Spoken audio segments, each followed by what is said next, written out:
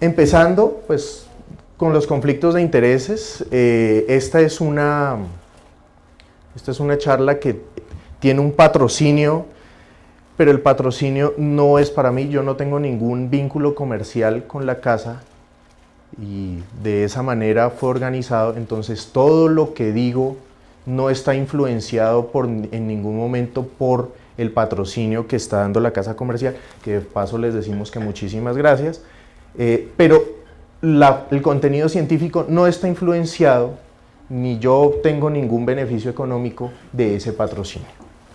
Hecha la aclaración, básicamente en estos próximos 45-50 minutos vamos a tratar estos temas en relación con la hipertermia maligna.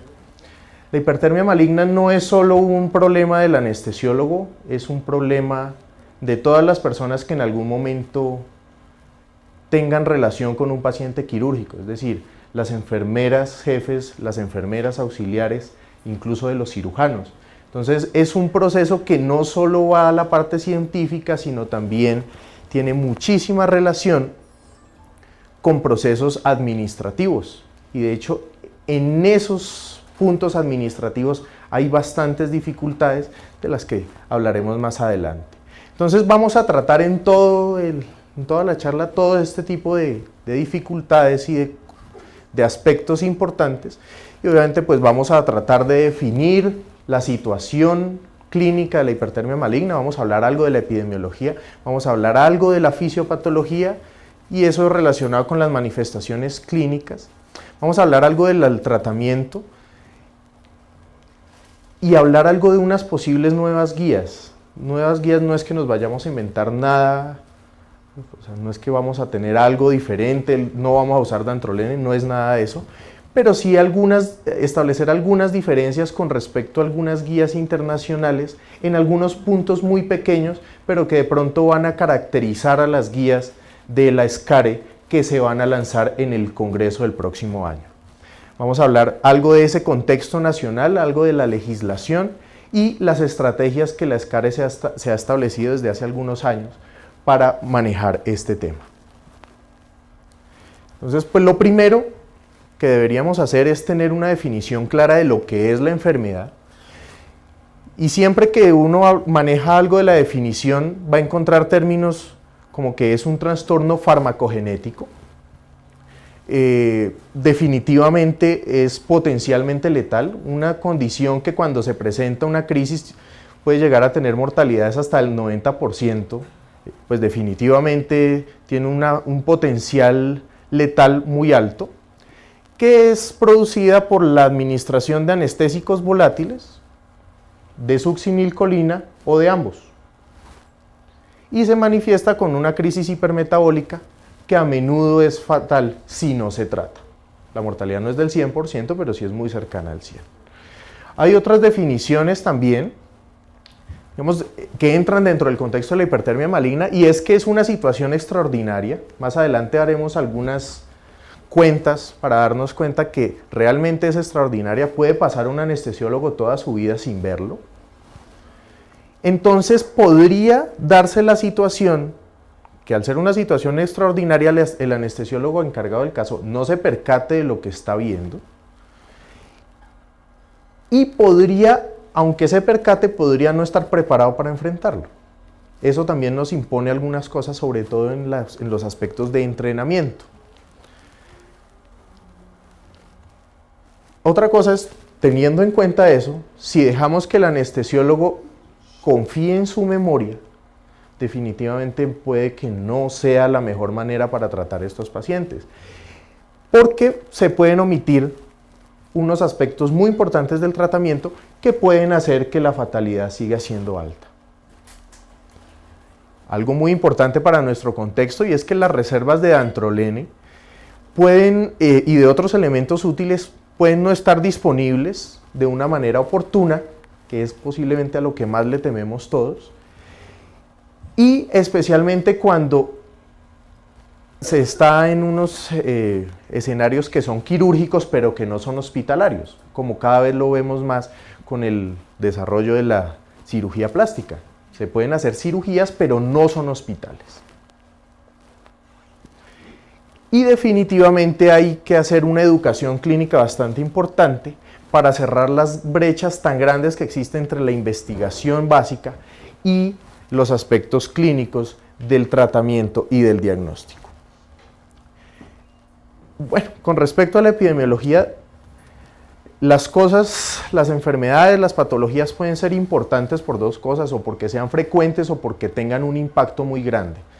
La hipertermia no es muy frecuente, afortunadamente, pero su impacto y su importancia para nosotros está dada porque pues tiene un alto potencial letal y porque no existe otra especialidad en la medicina del humano que tenga que ver con esta enfermedad. Es decir, si nosotros no somos, no va a ser absolutamente nadie.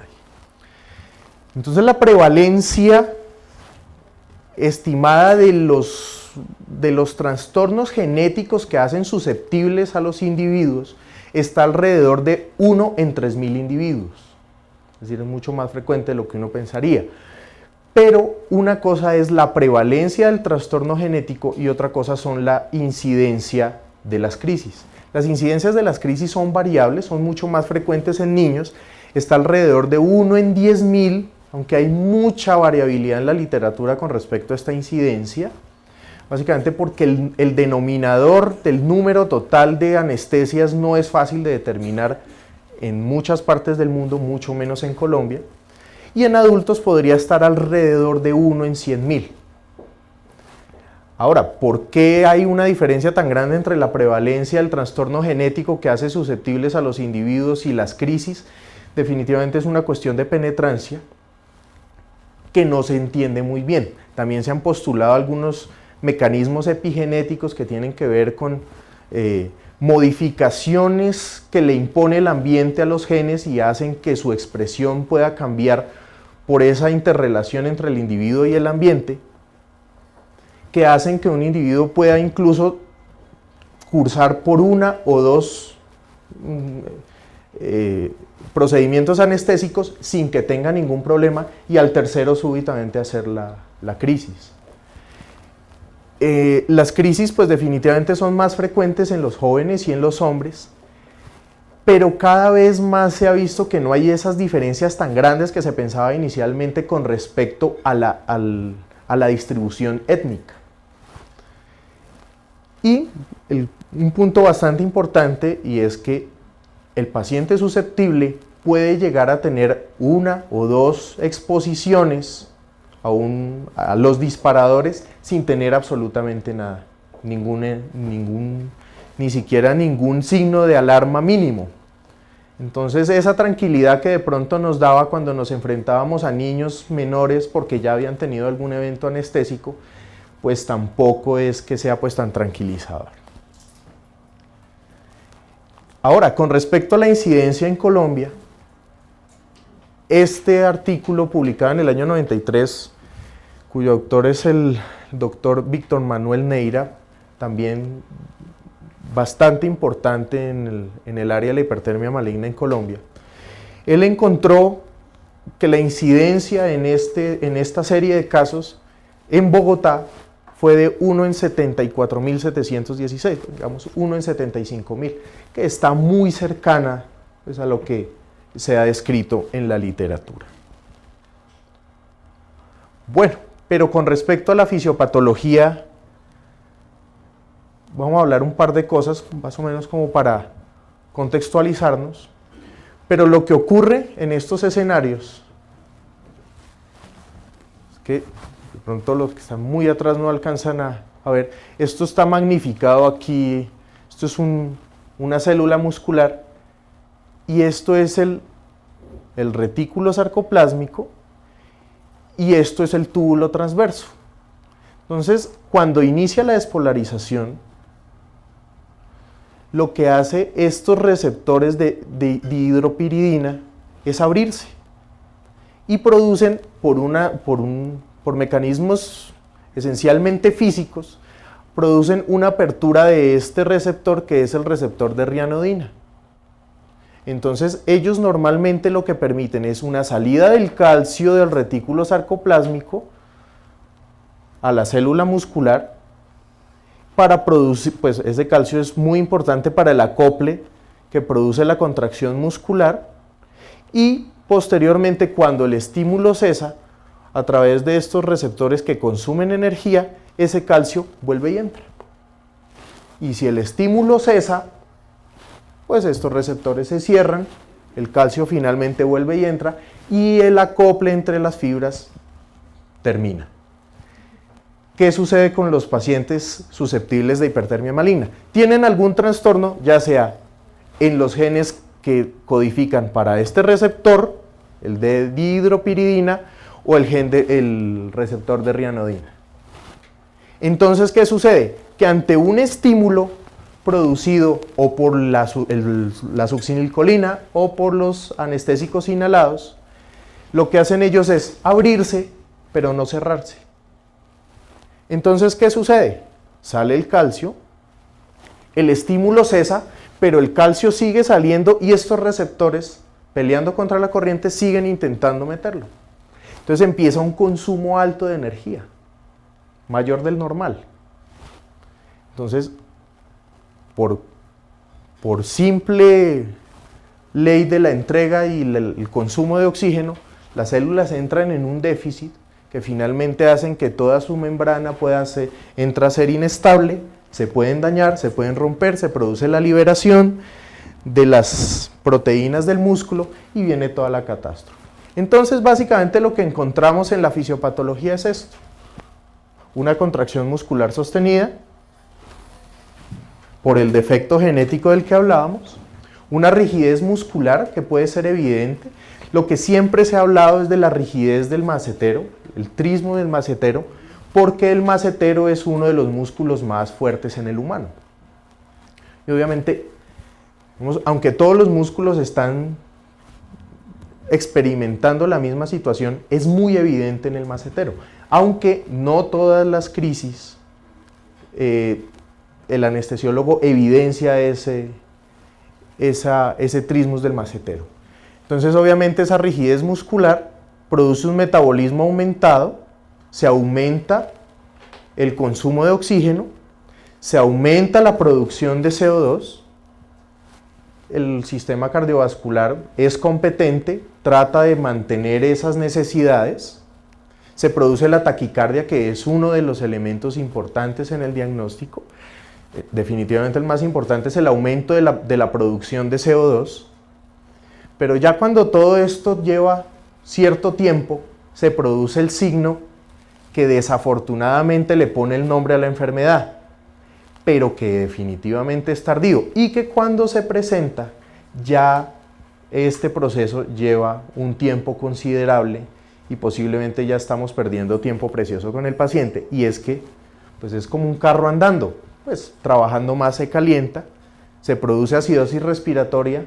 Si estamos con un paciente con anestesia general, lo tenemos con un volumen minuto fijo, obviamente no le da para eliminar todo el CO2 que está produciendo, se produce la acidosis respiratoria, viene la lesión muscular, la salida de potasio de la célula, la falla renal producida por la salida de las proteínas del músculo, el potasio produce arritmias y finalmente viene la muerte, ya sea por las arritmias o la CK tiene la mala característica de producir coagulación intravascular diseminada, que es como la gran mayoría de los pacientes que no mueren por arritmias, finalmente mueren después de una crisis de hipertermia maligna. Esto básicamente para mostrar que cuando el aporte de oxígeno no es suficiente, cuando ya el sistema cardiovascular está completamente rebasado en su capacidad de adaptación, pues viene la deuda de oxígeno, viene la acidosis láctica, que también es una de las características tardías, y obviamente se produce el choque circulatorio, la acidosis metabólica, el colapso cardiovascular y finalmente la muerte. Todo esto producido simplemente por ese trastorno en alguno de estos dos receptores.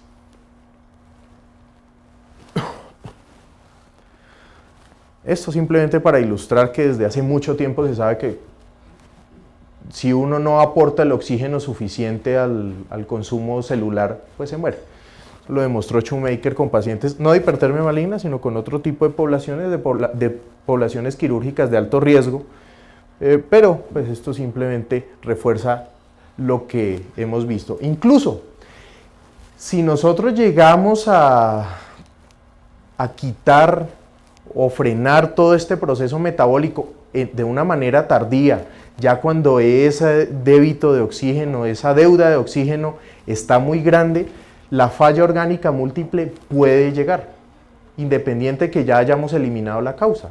Entonces estamos ante dos situaciones para el tratamiento, no solo de magnitud, es decir, es una condición que se debe tratar contundentemente y también se debe tratar rápidamente, porque de eso depende la sobrevida de los pacientes y posiblemente de ese pequeño 10% de mortalidad de los pacientes que reciben dantrolene, hay una gran importancia de los que lo reciben de una manera tardía. Bueno, pero ¿cuáles son los medicamentos que se consideran seguros o inseguros para producir hipertermia maligna? Entonces se denominan disparadores, lo que ya habíamos hablado, todos los medicamentos anestésicos inhalados, especialmente pues el ceborane, el isoflurano, el enflurano, el alotano, y de los bloqueadores musculares despolarizantes, la succinilcolina. Y hay muchos medicamentos que se consideran seguros, aunque más adelante veremos que hay algunos casos que pueden hacer que estos pacientes, ya sea por condiciones de estrés, estamos hablando del humano, que se sabe que en otras especies las condiciones de estrés definitivamente generan las crisis, pero en el humano se considera que estos medicamentos son seguros. Entonces las benzodiazepinas, todos los anestésicos endovenosos son seguros en principio, es decir, las técnicas endovenosas totales son seguras para este tipo de pacientes, lo que no exime de estar preparados para manejarlos, todos los anestésicos locales, y el único inhalado que no se ha asociado con ser un fármaco disparador es el óxido nitroso. Hay algunos reportes recientes, algunos artículos de revisión bastante interesantes que hablan del efecto protector que pueden tener algunos medicamentos. Básicamente hablan del magnesio, aunque los estudios no son muy contundentes, diría uno que son bastante desalentadores, y también del efecto protector que pueden tener los bloqueadores neuromusculares no despolarizantes, especialmente el becuronio. Pero ya que se hayan usado pues como una estrategia para prevención, no. Se ha visto cierta asociación que hace que las crisis se retrasen un poco.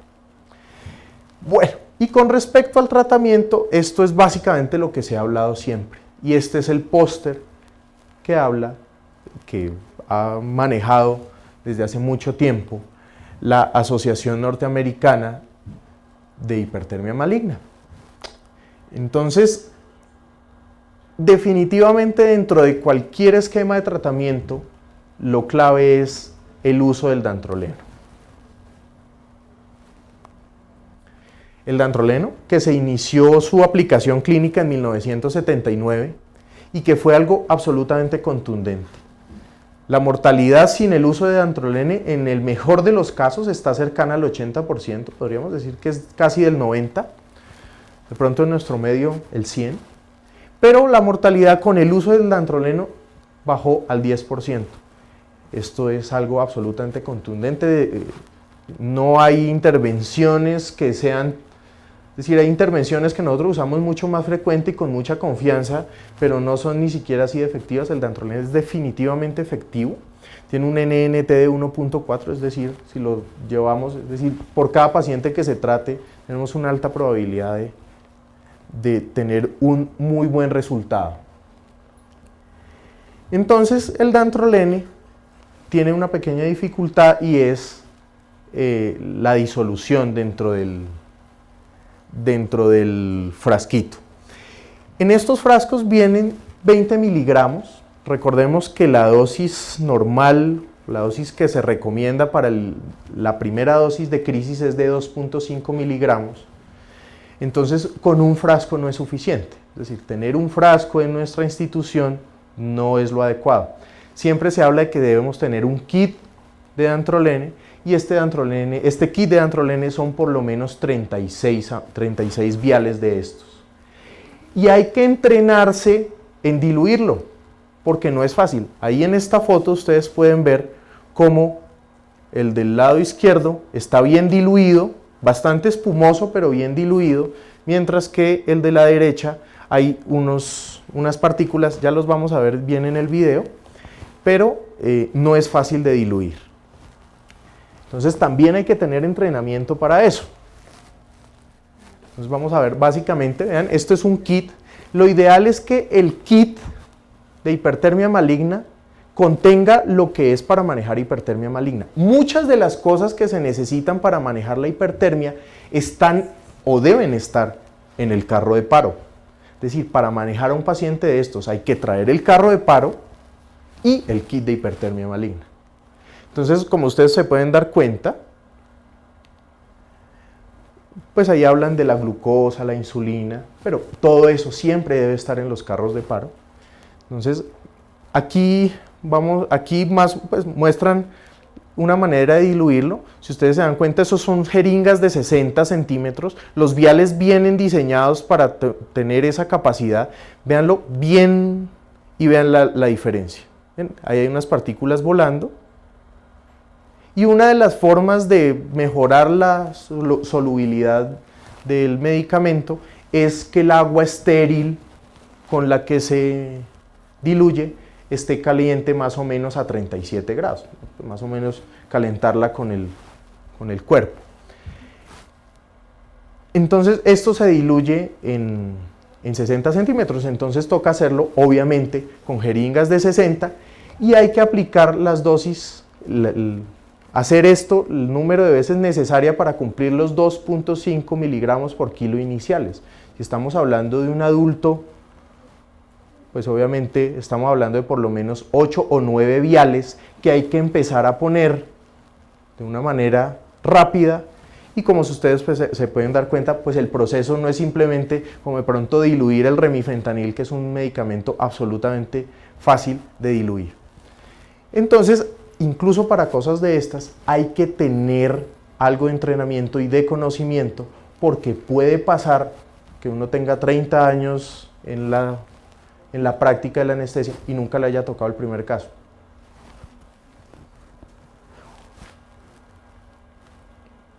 La manera en la que alguna vez en uno de los documentos que el doctor Rojas generó para la ESCARE se recomendaba diluir era de esta manera, que definitivamente es mucho más fácil, donde a través de una llave de 3 vías se obtiene el líquido y simplemente se introduce en el vial y no puedes hacer el proceso como lo veíamos en el video, aunque el video es oficial de la Asociación Norteamericana. Obviamente hay muchos más detalles con respecto al uso del dantrolene, pero pues, estos son, digamos, como los aspectos más importantes. Ahora bien, además del dantroleno, el póster de la MAUS recomienda muchas otras estrategias. Básicamente, el uso de bicarbonato para la acidosis metabólica, el enfriamiento activo del paciente, el manejo de las arritmias, que básicamente se puede hacer se debe hacer con prácticamente cualquier antiarrítmico, excepto con los bloqueadores de canales de calcio, porque pueden empeorar la situación. Se debe tratar la hipercalemia, como la tratamos siempre, se debe hacer el seguimiento de los pacientes, en fin. Pero hay 2 puntos de los cuales se ha hecho una búsqueda exhaustiva de la evidencia y la ESCARE, con las guías que se van a publicar el próximo año, va a apartarse un poco y es básicamente con el uso de bicarbonato y en la manera de enfriar el paciente. Lo primero es que la manera en la que se entiende la fisiología de ácido base ha cambiado sustancialmente desde hace algunos años y no pocos, sino más bien muchos, más o menos desde principios de la década del 80, con la llegada de la teoría de los iones fuertes propuesta por el doctor Stuart. Básicamente, él le quita el papel preponderante al bicarbonato como un regulador del estado ácido-base y lo pone simplemente como una víctima y deja como las variables independientes del manejo ácido básico al CO2, la diferencia de iones fuertes y los ácidos débiles no volátiles. Entonces, con respecto a esto, entonces diríamos, ¿para qué usamos bicarbonato? Y la propuesta que se va a hacer en las guías que saldrán el otro año es que el bicarbonato sí se debe usar, pero para la hipercalemia. Es decir, si el paciente está normocalémico ya consecuencia del manejo, pero sigue acidótico, pues hay que manejarle la acidosis posiblemente con soporte cardiovascular, de pronto con algo de soporte renal, pero definitivamente no con bicarbonato. Y ahora, ¿por qué el bicarbonato para la hipercalemia? Por la teoría de los iones fuertes, lo que hablábamos de las variables dependientes, y es básicamente por la ley de la electroneutralidad que propone Stuart. Entonces, la electroneutralidad se va a mantener, así el paciente esté malo, regular o esté bien. Entonces, el punto en el que está el paciente, eso va a estar absolutamente bien. Si ustedes se dan cuenta, los cationes se suman, los más importantes, sodio y potasio, y el cloro y la diferencia de iones fuertes se va a mantener exactamente igual. Es decir, si nosotros no modificamos esta escala, esta suma, y modificamos el sodio, pues haremos que el potasio sea menor. No sé si me estoy haciendo entender. Y ahora la pregunta que es casi como para residente recién llegado. ¿Cuál es la única manera en la que uno puede dar sodio sin dar cloro? Pues con bicarbonato. Porque queda el sodio y el CO2 finalmente se eliminará por el respiratorio. Entonces, aumenta la concentración de sodio obligando al potasio a meterse a la célula.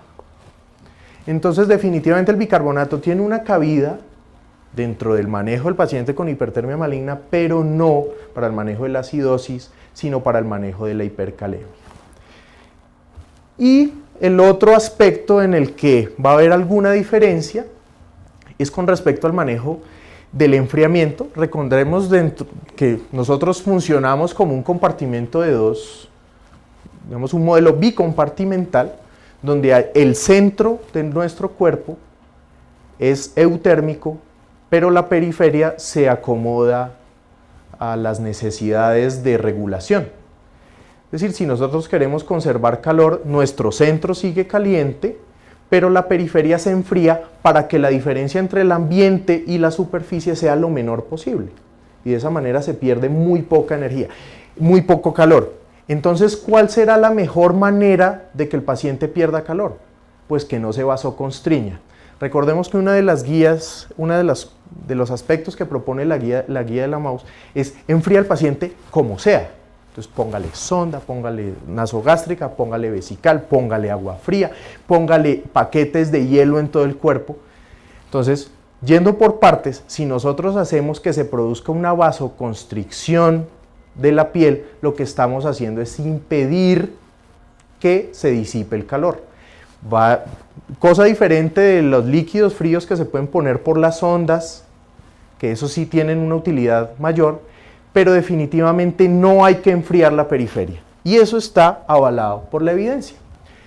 Entonces, en escenarios similares a la hipertermia maligna, como el choque de calor que se produce en los países africanos, han hecho bastantes estudios sobre esto y se han dado cuenta que, por ejemplo, al quitar la causa, es decir, en este escenario posiblemente aplicar el dantrolene, si lo dejamos así, el paciente puede disminuir 0.06 grados centígrados por minuto, quitándole la causa, que es muy poco.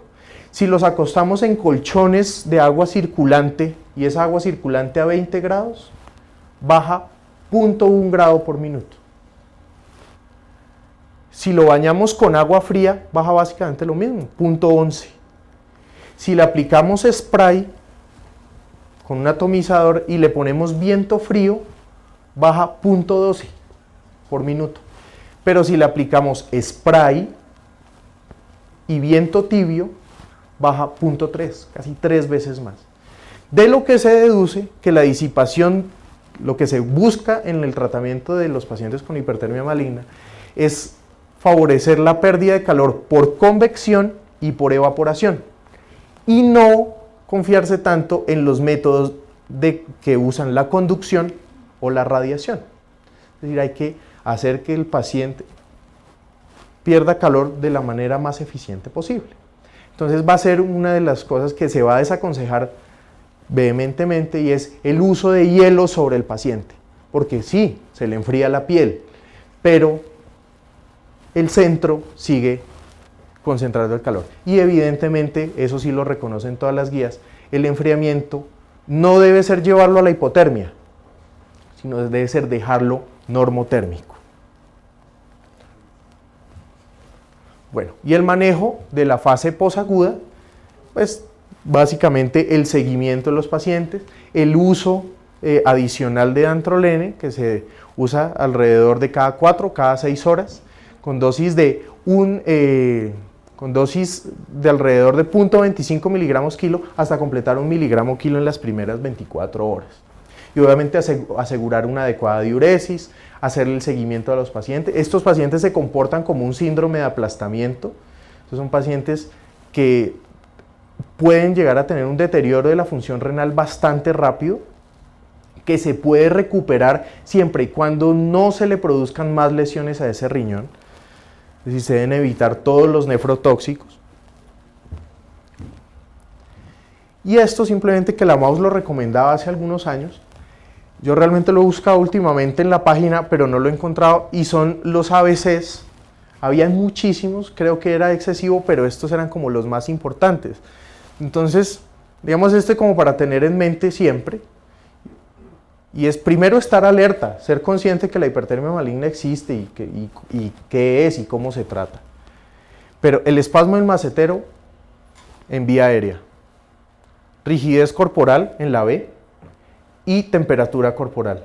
En la C, la capnografía, y en la parte de circulación, las arritmias, la taquicardia o la bradicardia, la hipertensión o la hipotensión. Sobre todo que no sean explicadas. D, de las drogas, si se usaron o no disparadores. Si estamos en un paciente en el que no se usó ningún disparador, pues posiblemente no sea muy adecuado pensar en eso. Y examinar el paciente, porque lo primero que sobreviene es una insuficiencia circulatoria, y el famoso color moteado de todas las insuficiencias circulatorias que van desde el trauma hasta la sepsis también se replican en este escenario. Valga decir en este momento que una de las patologías con las que más hay que hacer diagnóstico diferencial en la hipertermia maligna es con la sepsis y el choque séptico, porque el paciente está hipermetabólico, pero obviamente por otras causas. Una vez uno establece el tratamiento, ahí no hay escala de grises. Es decir, en el momento donde se establece el tratamiento, se arranca hasta que definitivamente se confirme que no o que sí. Pero no pueden haber aguas tibias. Entonces, en ese momento, definitivamente, lo primero que hay que hacer, igual que en todas las ABCs, es pedir ayuda y parar la anestesia en lo posible. Si el cirujano tiene que cerrar rápido, que cierre rápido. Si puede terminar, que termine, pero lo más rápido posible. Hiperventilar al paciente, básicamente para evitar la acidosis respiratoria, enfriarlo, usar dantrolene y vigilar los electrolitos. Ahora que lo que les decía de la sepsis, una de las cosas que más nos dañó esta historia del diagnóstico diferencial fue un reporte bastante reciente, de hace un par de años, donde un paciente susceptible, diagnosticado genéticamente, en el transcurso de una sepsis, sin estar en ningún momento expuesto a un medicamento disparador, hizo la crisis.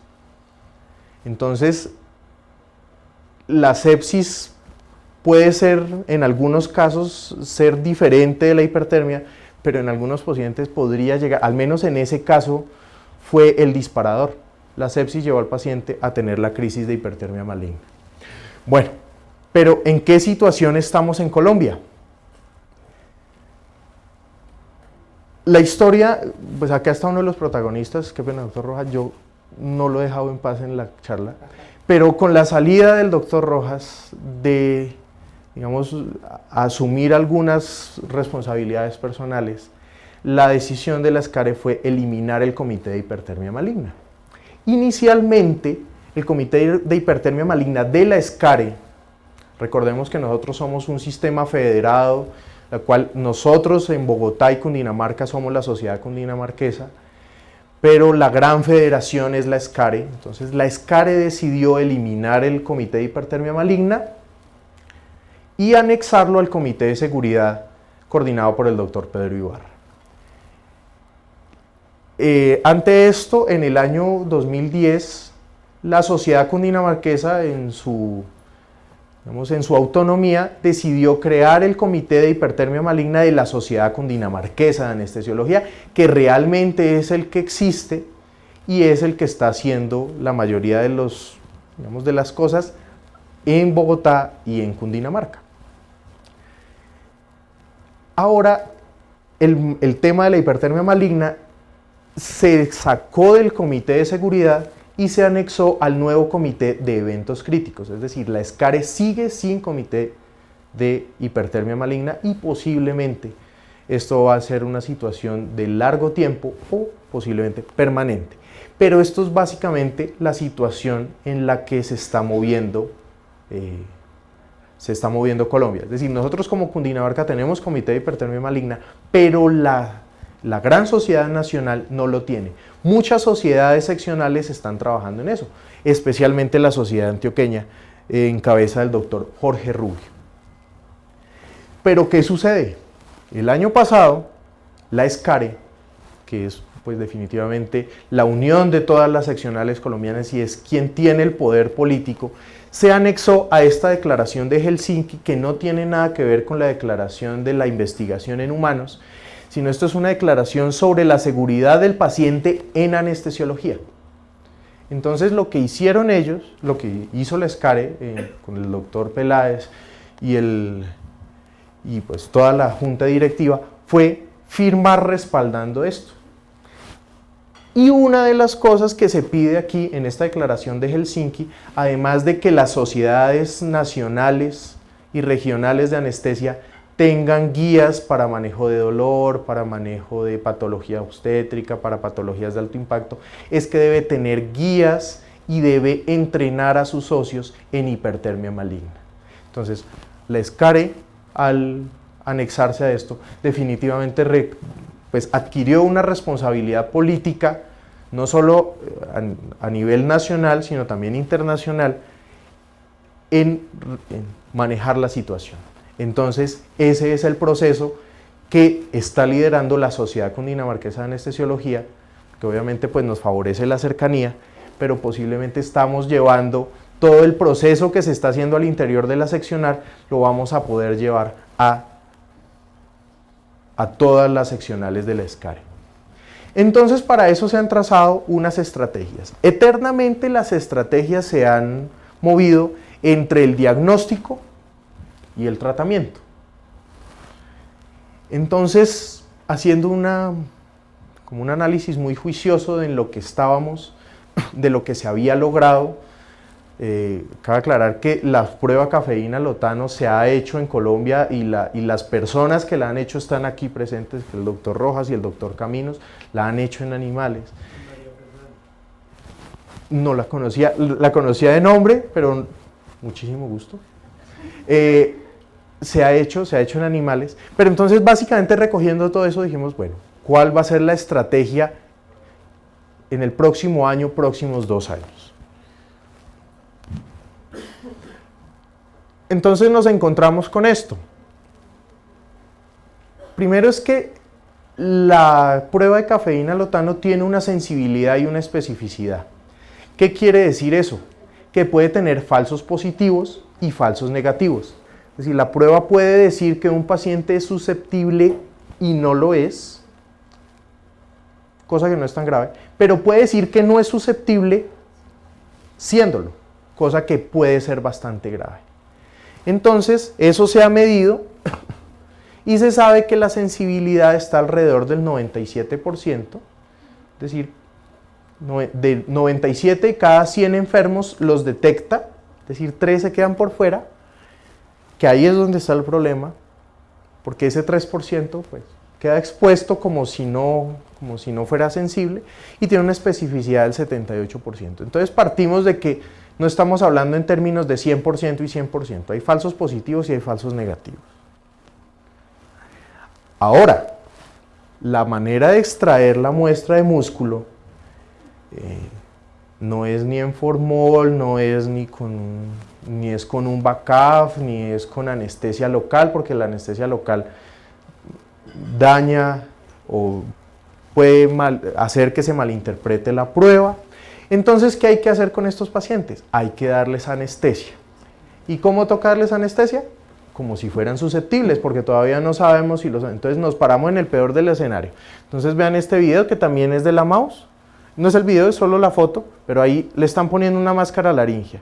Igual también recomiendan, se puede usar anestesia espinal o también un bloqueo. El cirujano debe estar supremamente bien entrenado en extraer el músculo porque no puede usar electrobisturí antes de sacar la muestra. Y además vean la cantidad de músculo que se saca, no es despreciable, aquí son más o menos unos 7 centímetros, pero el paciente tiene cierto grado de incapacidad después de esto. Entonces eso nos pone en una situación. Bueno, y es que estos pacientes están recibiendo anestesia sin disparadores, y resulta que estos pacientes sin disparadores también pueden producir hipertermia maligna, que es menos grave. Entonces, ¿qué hay que tener? Siempre hay que tener dantrolene a la mano para usar, para poder hacer la prueba. Digamos, esto es la logística inicial para poder montar la prueba, independiente de lo que sucede en el laboratorio, que también hay que tener una logística que es bastante importante para tratar ese músculo, además que ese músculo no se puede fijar ni en formol, no se puede, es decir, eso no es una patología común y corriente. Entonces también se presenta, la incidencia de hipertermia maligna en estos pacientes va en este estudio fue del 0,5%, es decir, 1 de cada 200 pacientes presentaron hipertermia maligna, pero el intervalo de confianza va entre 0,1 y 1% aproximadamente. Entonces, ¿cuál es la realidad de la prueba? No la tenemos en Colombia instaurada. Se ha hecho, pero no está instaurada. Entonces, la biopsia se debe tomar en un procedimiento invasivo que requiere por lo menos anestesia regional, pero puede requerir anestesia general. Da una incapacidad relativa entre 2 y 7 días. Solo se puede hacer en centros especializados, es decir, al no poderse fijar el músculo, no podemos tomar el músculo aquí y enviar el músculo a Estados Unidos a que lo procesen. Y la prueba es costosa. Entonces, y hay que tener dantrolene. Entonces, obviamente, este es el estudio del doctor Rojas, de los cuales se lo recomiendo, es muy bien hecho. Se hizo en las instalaciones de la Universidad Nacional, se lo recomiendo, definitivamente es algo que hay que leer porque se hizo en Colombia. Y eso nos saca un poco de la oscuridad en la que es que aquí nunca se ha hecho absolutamente nada, sí se ha hecho. Entonces hay que tener dantrolene. Otra alternativa diríamos, oiga, no, pues busquemos a los pacientes con la susceptibilidad genética. Pues eso sí se puede hacer, le tomamos una muestra, las mandamos, incluso en el laboratorio de genética de la Universidad Nacional lo hacen. ¿Se puede enviar al extranjero? También. El problema es que hasta ahora se están identificando las mutaciones. Entonces, si estamos de buenas y el paciente tiene una de las mutaciones descritas, lo descubrimos, perfecto, ya podemos decir qué es. Pero puede que el paciente tenga una de las mutaciones que no es de las que ya se ha descrito. Entonces, ¿qué hacemos? ¿Será que es sensible o no es sensible? Entonces, el diagnóstico genético, que es un proceso que hay que ir haciendo, tampoco nos va a definir cuáles son los pacientes susceptibles o no lo son. Entonces, ante esa situación que es un poco complicada, definitivamente la SCARE prefiere, al menos inicialmente, estamos hablando del primer año, segundo año, es apostarle a que haya disponibilidad del tratamiento en todas partes donde se da anestesia o se hace alguna cirugía. Obviamente, manejar o entrenar en el manejo de pacientes susceptibles y obviamente dar información a los anestesiólogos, a las enfermeras jefes, a los cirujanos, a todas las personas, a los intensivistas que van a tener en algún momento manejo con este tipo de pacientes. Entonces, una de los hechos más importantes fue cuando en el año 2004 la Comisión Revisora del INVIMA consideró que el dantrolene era un medicamento vital no disponible. En Colombia el dantrolene no tiene registro INVIMA, al menos hasta donde yo tengo conocimiento. Pero se puede importar bajo esta figura, que esta es otra de las dificultades que se tenía porque prácticamente había que traerlo de contrabando. Esto era ilegal antes de esto. Entonces, no había disponibilidad. Pero de hecho, vea, ahí lo están, vea, Dantrium. Entonces, acá lo venden y se puede conseguir. Entonces, una de las primeras cosas políticas a las que les está apuntando la SCARE es que el dantrolene tenga un registro INVIMA. ¿Esto qué facilitaría? Primero, disminuir costos por importación. Segundo, que la distribución en zonas apartadas sea viable, no solo por costos, sino también por cuestiones de permisos. Se prevendría el desabastecimiento y nos pondría en contacto con el fabricante, pues para soporte, para todo este tipo de cosas. Además que solo hay dos fabricantes pues digamos que estén disponibles en Colombia, el Dantrium, y hay otra marca que es el Revonto. Esos son los dos que están disponibles. Y conociendo, porque siempre está la dificultad de, oiga, pero me va a hacer comprar este kit que son 36 ampollas y puede que no se use. Entonces hay que decirle al director, sí señor, puede que no se use, igual que el carro de paro. Pero el carro de paro, ¿qué sucede? Es que lo está solicitando la Secretaría de Salud para habilitar los servicios. Entonces, otra de las jugadas políticas que le está jugando la SCARE es que el dantrolene debe ser obligatorio. Es decir, que no dependa de la buena voluntad del director del hospital y de la gestión política que pueda hacer el jefe de anestesia o los anestesiólogos, sino que definitivamente deba estar. Ahora, lo que se propone, al menos en principio, es que se pueden establecer redes de hospitales. Estas redes no son de 5, ni de 10, ni de 15 hospitales. Lo que se propone es que pueden haber una red de 2 o máximo 3 hospitales. ¿Esto qué aseguraría? Recuerden que el kit mínimo son 36 ampollas. Si tenemos, en el peor de los escenarios, digamos, si tenemos una red de 2 hospitales, tendríamos 18 viales en cada institución, o si estamos en un escenario de 3, tendríamos 12 en cada institución. Eso permitiría que el anestesiólogo, cuando hace el diagnóstico, tenga las 12 ampollas que son, si ustedes hacen la cuenta, eso le permitiría a uno tranquilamente poner la primera dosis de 2.5. Es decir, ¿por qué no 4 hospitales? Porque ya si nos quedamos con solo 9 ampollas, de pronto no nos alcanza. Pero ya el gasto entre 3 hospitales es bastante bueno. Ejemplo de esto: Clínica Reina Sofía, Clínica Colombia, Clínica del Country. Funcionan en red, funcionan así. Y funcionan en esa red porque la que abastece a las 3 instituciones es la misma farmacéutica, que es Farmasanitas.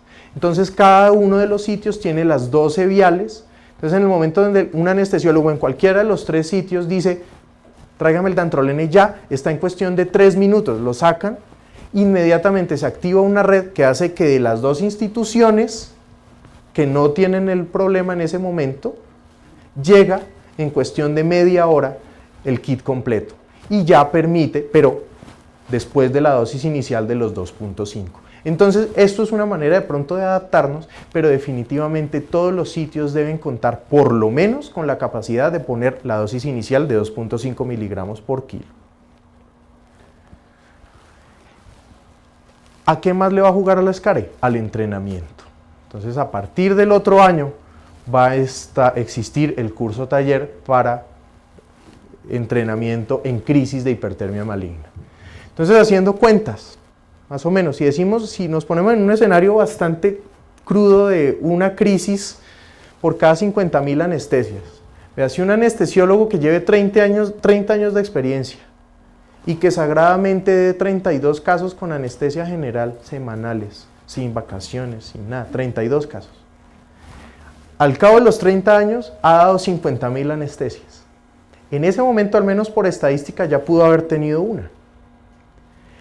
Entonces, hay que formar desde residentes, obviamente, porque puede que al momento que tengan que enfrentarse con su primera crisis, no estén preparados o no estemos preparados. Entonces, el entrenamiento es clave. Nos entrenamos en cosas como la reanimación cardiopulmonar, pues obviamente esto también es bastante importante porque implica, además que no es un manejo no solo de los anestesiólogos, las enfermeras jefes tienen que estar involucradas acá, los intensivistas tienen que estar involucrados acá.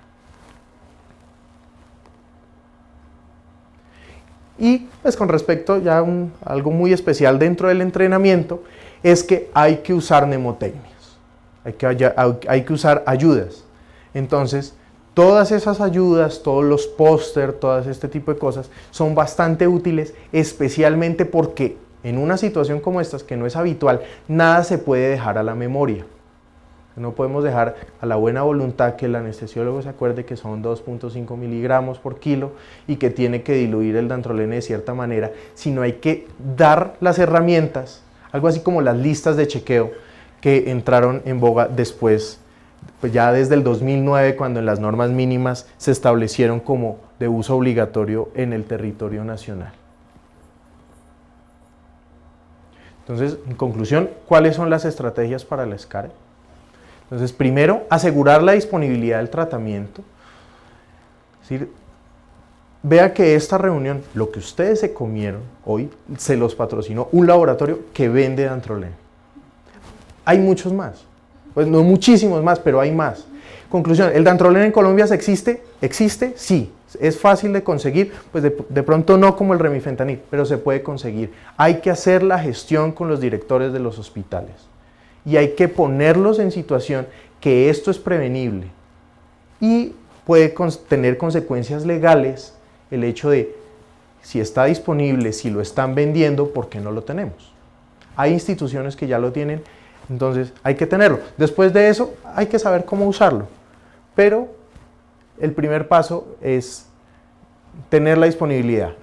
La educación, que es absolutamente básico, y después de tener establecido esto, en el próximo año o en los próximos 2 años, se le apuntará directamente a poder tener la prueba cafeína lotano en Colombia. Ya se ha hecho, seríamos líderes en Latinoamérica, seríamos de pronto sitios de referencia, recibiríamos pacientes para hacerlo, pero sería bastante vergonzoso que empecemos a recibir pacientes y no tengamos cómo ponerles dantrolene en el esporádico caso durante la toma de la muestra que hagan una crisis de hipertermia maligna. Esto simplemente pues a manera de propaganda. En la página de la Sociedad Cundinamarquesa de Anestesiología está una información colgada sobre hipertermia maligna. Esta imagen me sirve para 2 cosas. Primero, para mostrarles la página, que es el www.sca.org.co, y segundo es que es absolutamente compatible con iPad, entonces la pueden ver en cualquier momento. Esa es una imagen tomada del iPad, pero en la parte final, ustedes lo que encuentran ahí es un link, pues no es despreciable, es un poco grande, donde está la información y se va a colgar esta información que estamos poniendo y todas las informaciones que vengan sobre las gestiones que esté haciendo el Comité de Hipertermia Maligna de la Sociedad Cundinamarquesa. Muchas gracias.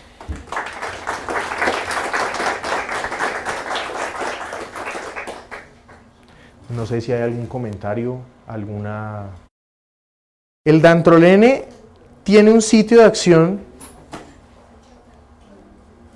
que incluso lo que hizo fue permitió incluso entender un poco más de la fisiopatología, ¿no? que ahora no va a ser acá. Entonces el dantrolene actúa acá, en el receptor de la rianodina. Entonces el anormalmente abierto, lo que llega al dantrolene es obligar a cerrarse. De hecho, una de las cosas es que el paciente cuando recibe dantrolene puede tener el efecto de un relajante neuromuscular. Porque no sale el calcio para producir el acople normal del músculo. Entonces estos pacientes se pueden sentir relajados, sobre todo si estamos en un caso de pronto de una crisis detectada en el posoperatorio. Es decir, posiblemente estos pacientes se puedan llegar a requerir intubación solo por eso. Tiene un efecto relajante neuromuscular débil, o sea, no es como el pancuronio o el becuronio, pero lo tiene, porque actúa ahí cerrando el receptor, que está anormalmente abierto. Me gustaría comentar y comenzar de sus comentarios más importantes hacia atrás, hablando de la red. El dantroleno, en alguna ocasión, después de tanto molestar a Procter & Gamble, que es el dueño de la molécula, fue el dueño de la molécula hasta hace aproximadamente 10 años. La molécula ya no solamente pertenece a Procter & Gamble, sino también hay una molécula que es, con el permiso de todos, y gracias por la cena que nos dieron, pero es más barata que lo que se está presentando aquí. Se estableció una red, se pidió una red para el distrito especial que tiene la obligación de tener esa red. Se estableció una red nacional por el regalo de 10 kits de dantroleno sódico. La red sí puede manejar las 4 instituciones y en efecto se ha usado en muchas ocasiones, porque aquí Colsanitas y Saltcop compraron sendos kits. En una ocasión compraron 3, en otra ocasión compraron 4 y se fueron distribuyendo. El problema más importante es el diagnóstico intraoperatorio de la crisis.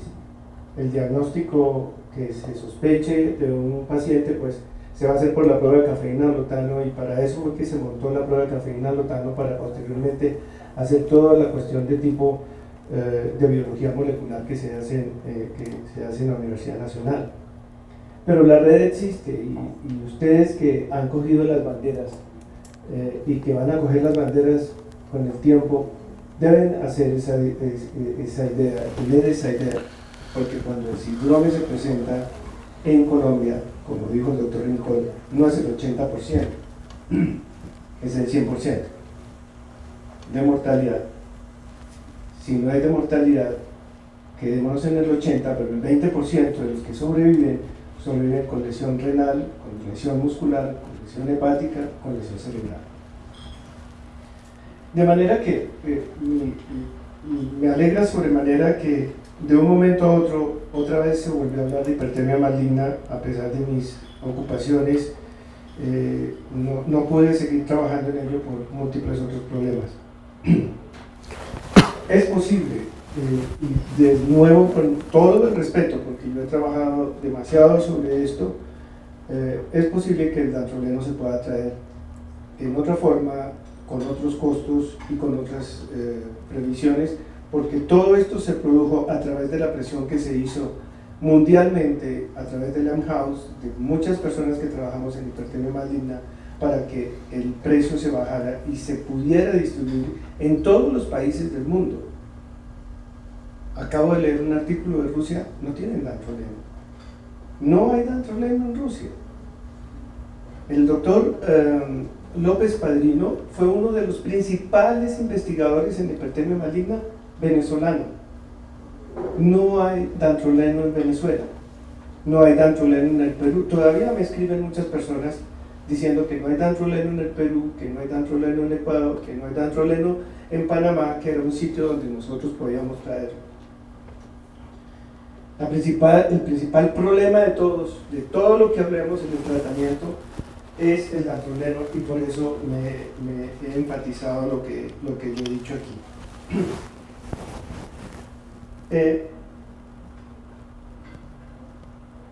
no quiero discutir demasiado sobre el bicarbonato y sobre el enfriamiento, porque es absolutamente obvio lo que usted dice. Pero recuerden muy bien que lo que hay es una lesión celular. Se rompe el músculo. Al romperse el músculo sale potasio, sale creatinquinasa y todos los elementos intracelulares se salen y el potasio va a estar muy alto. Es posible toda la teoría que nosotros podamos desarrollar sobre el bicarbonato, pero ténganlo siempre en cuenta. La otra parte del enfriamiento, que también hay razón en que se reduce 0.06 si se pone el hielo externamente, pero es que el hielo se va a colocar en los sitios donde se va a enfriar el paciente, a nivel de las carótidas, a nivel de las ingles, a nivel, si lo hemos hecho y lo hicimos porque nosotros tenemos solución salina helada, se pone intraabdominal si el paciente está siendo operado y está abierto el abdomen, si está abierto el tórax, etc. Ustedes, no sé si decir que ojalá que nunca lo tengan, o que ojalá sí lo tengan para que aprendan lo que es el verdadero estrés del manejo de un paciente.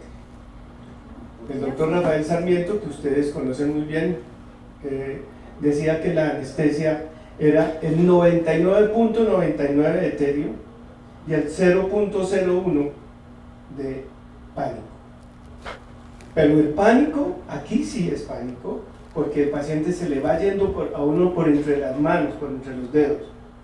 ¿Sí? El paciente se va muriendo y usted no sabe qué hacer, no sabe qué responder. Por eso hay que tener dantroleno.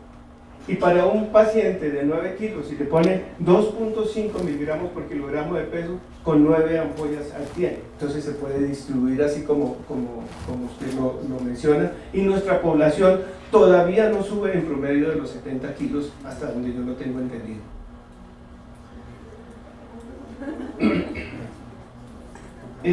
Quería también, y por eso vinimos, el profe Caminos, María Fernanda y yo, recalcarles lo de la prueba de cafeína lotano y que ojalá la sociedad continúe colaborando con la prueba para ponerla. Nosotros no hicimos prueba de cafeína lotano en humanos, hicimos solamente una prueba de cafeína lotano en cerdos, lo cual fue un trabajo muy largo, muy duro, muy difícil. La prueba de cafeína lotano en humanos requiere una parafernalia sumamente grande, como más o menos lo contó el doctor Rincón. Pero después de que tengamos la prueba de cafeína lotano, ya se puede encontrar los pacientes susceptibles y comenzar a buscar por biología molecular cuáles son las alteraciones y cuáles son las alteraciones de nuevo en nuestra población. Hemos tenido pacientes de raza negra, pacientes de raza indígena, etnia nuestra, pacientes, tuvimos aquí una paciente que se murió, que hubo inclusive que hacerle una amputación de una pierna por la rhabdomiolisis tan severa que había del centro de Europa. Ella procedía del centro de Europa, de la misma familia de un futbolista que siempre pensaba yo, ¿cuándo será que este futbolista va a hacer una crisis en pleno partido de fútbol y tocaba correr? Acuérdense que hubo la muerte de un atleta vallecaucana porque no hubo dantroleno y el dantroleno estaba al otro lado de la institución donde murió la paciente. Quería hacerles caer en cuenta que la hipertermia, por fortuna, de nuevo volvieron a hablar, tiene una historia muy larga en nuestro país, se ha trabajado mucho. El doctor Neira, como lo mencionó el doctor Rincón, ha trabajado en esto. Él fue una de las personas que ideó el ABC de la hipertermia maligna. Se lo enunciamos al doctor Rosenberg. El doctor Rosenberg es el presidente de la MHAUS, Malignant Hyperthermia Association of the United States. Es el doctor Rosenberg. Y él después lo montó en diferentes sitios y en la misma página de la MHAUS. Muchas gracias por oírme. Siento mucho tener que hablar tan largo y decir las cosas que estoy diciendo, pero como él lo mencionó, yo tendría la obligación de decirles a ustedes esto y decirles: cojan las banderas. Hay un lugar donde pueden trabajar, donde pueden hacer investigación científica, que es en biología molecular de la Universidad Nacional, donde el doctor Caminos, que es el gran jefe de eso, los acoge a todos, a todo el mundo lo acoge, y a todo el mundo le ayuda, incluido el doctor Rincón, que en una época quiso hacer una tesis de grado con nosotros allí. Muchas gracias, doctor. No, muchísimas gracias. No sé, ¿algún Doctor Rincón, otro alguna hora, algún tiempo para poner el dantrolene modificando la mortalidad? Y si hay sitios de Colombia donde se haya detectado, o el doctor Rojas, mayor incidencia de casos de hipertermia maligna. La primera pregunta, doctor, usted estuvo aquí en el simposio y eso lo hablamos y lo discutimos muchísimo con los argentinos y con muchas otras personas. Aquí han venido los dos principales investigadores del mundo, que es la doctora Helle Erding de Dinamarca, que fue la que hizo el primer estudio y que notó que había un caso entre 250.000 anestesias. Posteriormente, lo que se llegó a concluir es que, de acuerdo a los estudios de biología molecular de la doctora Monnier, la prevalencia puede ser de 1 en 2.200, lo que usted mencionaba entre 3 y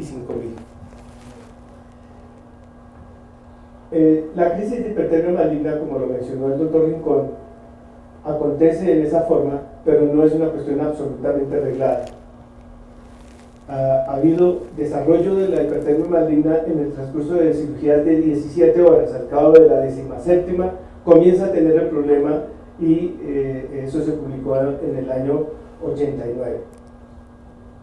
Hay hipertermias absolutamente fulminantes que si uno no le aplica el dantroleno sódico, inmediatamente se mueren porque la crisis es absolutamente fulminante.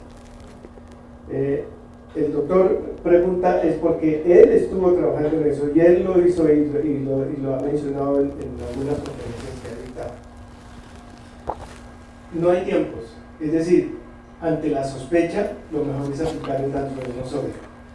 ¿Cuál es el problema de aplicar el dantroleno sódico? Una ligera relajación.